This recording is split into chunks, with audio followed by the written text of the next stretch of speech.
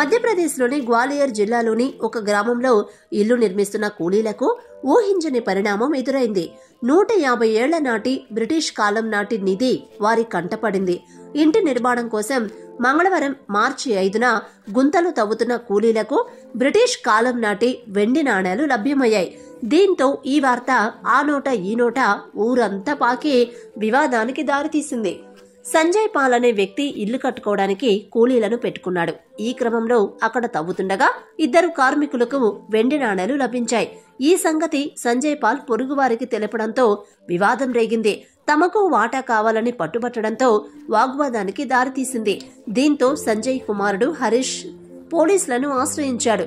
సమాచారం అందుకున్న పోలీసులు సంఘటనా స్థలానికి చేరుకుని పరిస్థితిని పరిశీలించారు. వాటా అడిగిన ఇంటి పొరుగువారితో పాటు 2 కార్మికులను అరెస్టు చేస్తామని చెప్పారు. కొన్ని వెండి నాణేలను కూడా వారు స్వాధీనం చేసుకున్నారు. ఈ విషయానికి సంబంధించి పురావస్తు శాఖ నుంచి వివరాలను సేకరించి తగిన చర్యలు చేపడతామని పోలీసు అధికారులు ప్రకటించారు. కాగా ఇంటి పునాదిని తొలగిస్తుండగా నిధి కనిపించిందని, కూలీలకు 40 నుంచి 50 నాణేలు లభించాయని తమకు సమాచారం అందిందని, తాము అక్కడికి చేరుకునేసరికి అక్కడ ఎవరూ లేరని, వాటిని కార్మికులు తీసుకుని ఉంటారని హరీష్ తెలిపాడు.